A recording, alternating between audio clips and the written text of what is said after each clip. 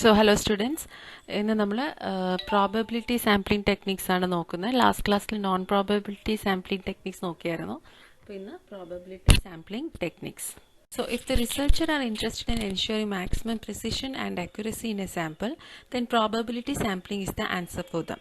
Probability sampling method is any method of sampling that utilizes some form of random selection of sample elements from the population.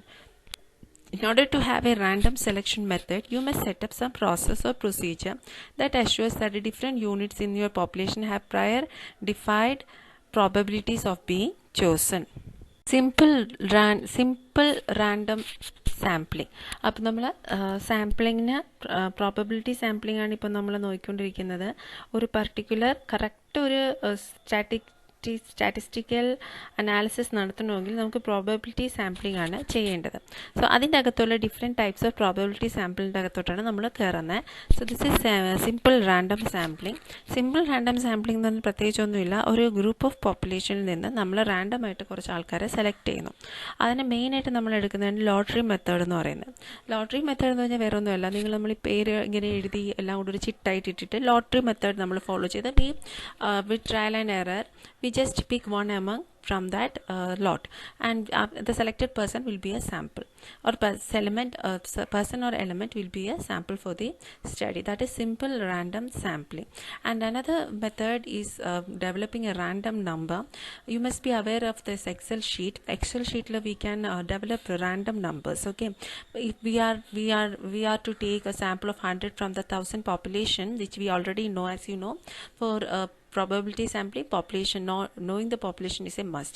So after understanding the population, number of population, we imagine that we are writing about 1000 number, that is the total population of a particular study, and from that I need to select 100. If I am going to select 100, means I can generate a random numbers in Excel sheet, and that will be generated. I can ask them to generate about 100 numbers randomly, and each number will be assigned to each person or element. Thus I can select the element or a person as a sample.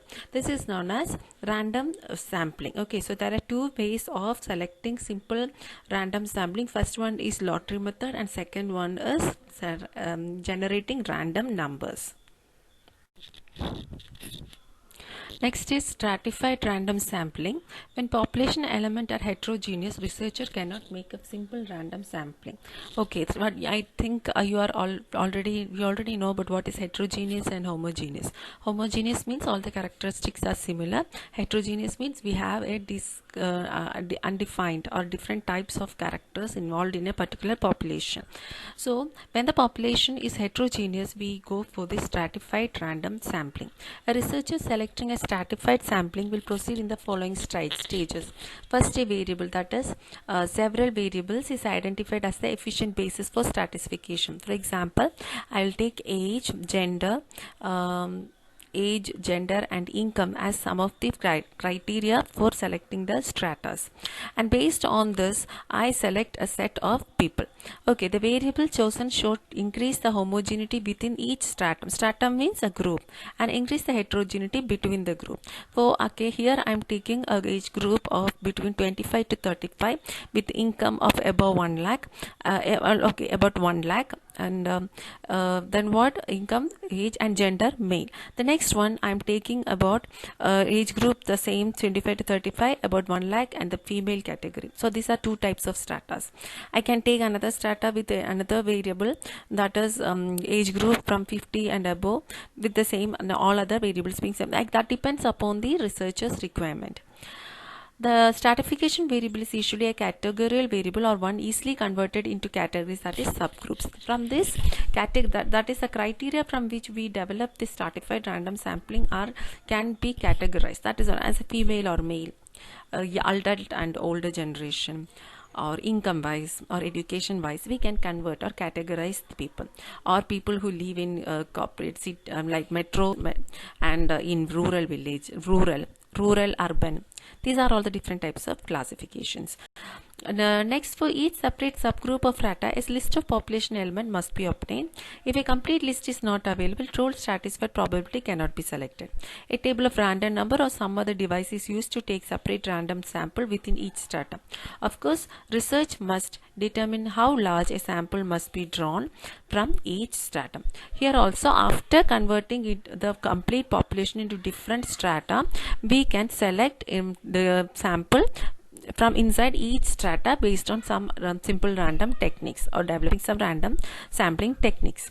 So this is all possible only when the population size is known, and unless it's not known, we cannot develop a stratified random sampling. So basically what we do here is we convert the complete population into different strata based on some criteria, and after that making and this make each strata homogeneous, and from this homogeneous strata we develop or we select from some person, like using some simple random techniques.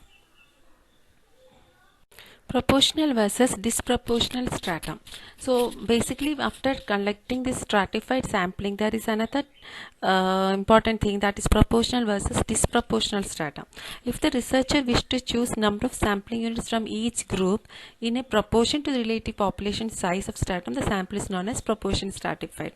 Okay, as we know, the rural has double the population compared to the urban, and when maybe we can consider as 1:2. If the ratio is 1:2, the sample will be collected in the same format, that is proportional strata. Whereas in disproportion means we don't care about the proportion, we just collect the samples from different stratas, and the strata exhibiting the greatest variability are sampled more heavily. Where we have high variation, there we go for further collection of more samples for increasing the sample efficiency. A simplified rule of thumb for understanding concept of optimal allocation is that stratum sample size increases for strata of larger sizes with the greatest relative variability. So optimal allocation happens when there is a sample size having sample size from stratas with larger size with higher variability. So three conditions: we have a strata that is having highest number of sample size, and we are taking sample from that, and which higher number of larger size and higher variability, then that is disproportional stratified sampling. So why stratified sampling, or when it is recommended? When increase a sample statistical efficiency, provide for separate analysis of subpopulation, or enable different research methods and procedure to be used in various strata. So these are the conditions where we use stratified sampling. Basically we go for proportional sampling itself in a probability sampling. In difficult condition only we go for this that is non disproportionate stratas. These stratas are important when there is an sample statistical efficiency has to be increased, or we have to provide separate analysis for the subgroups, which homogeneous subgroups. And the next one is when the method and procedures, when various procedures or methods has to be used in different strata, then we go for stratified sampling. Next is systematic sampling. This systematic sampling is very simple. There's nothing like that. We select the nth number. If we can imagine a number of people standing in a queue, we will be selecting the nth number, maybe the fifth number or sixth number according to the researcher's wish. Okay, I am going to select every 10th number of people coming into a retail store. I am going to collect data from that particular person. So that is the systematic sampling. An initial starting point is selected by a random process, then every nth number is listed. To illustrate this procedure, suppose the researcher wishes to take a sample of 100 dealers from a list consisting of 1000 names of FMCG marketing company. Use systematic selection. Every 10th number of list will be drawn. This is known as systematic. Now, what are the advantages of systematic sampling? Systematic sampling is less costly and easier than simple random sampling because random selection is done only once. It does not require preparation of population list. Systematic sampling can even be used without knowledge of composition of the sampling frame. For example, every ith person leaving a department store or mall can be intercepted. For this reason, systematic sample is often employed in consumer mail, telephones, and mall intercept interviews. So next is cluster sampling. Cluster sampling എന്ന് പറഞ്ഞാൽ area sampling ആണ് ഇത് main ആയിട്ട്. We does not look into the individuals in the population. We look into a cluster of people. Maybe some tribals. Okay, we have a set of tribals here and another set of tribals in another group, or two apartments in the same area or different cities, or some area like geographical difference like South India, North India, Center, or South Kerala, North Kerala, Central Kerala, anything like that. These are known as cluster sampling. The purpose of cluster sampling is to sample economically while retaining characteristics of a probability sampling. In a cluster, the primary sample unit is no longer individual element, but a larger cluster of elements located in proximity to one another. Example, cities, two very large apartments, etc. The area sampling is most popular type of cluster sampling. Cluster samples are frequently utilized when there is no list of sample population available. Ideally, a cluster should be heterogeneous as population itself, indeed a mirror image of population. A problem may arise with cluster sampling if characteristics and attitude of elements within the cluster are too similar. So next is multi-stage sampling. This is a combination of different types of sampling. Okay, ഇതിൽ നമ്മൾ പല level of sampling ഉപയോഗിക്കുന്നതുകൊണ്ടാണ് നമ്മൾ multi stage sampling എന്ന് പറയുന്നത്. വെച്ചാൽ ഒറ്റ sampling procedure ആയിരിക്കത്തില്ല. For example, നമ്മളിപ്പോൾ ഒരു sample of all over Kerala എടുക്കുകയാണെങ്കിൽ first we divide it into 3 zones, that is north, central, south. അതിൻ്റെ അകത്ത് നിന്ന് I want to select people from both with having a highest population density. So there we select a different district like maybe South Trivandrum or Central Ernakulam and North Kozhikode, and after that selecting these three cities district, I want to select people from rural and urban, another classification. So there I go for how many rural classification number, what's the proportion. Maybe I go for a proportion that is 1:3.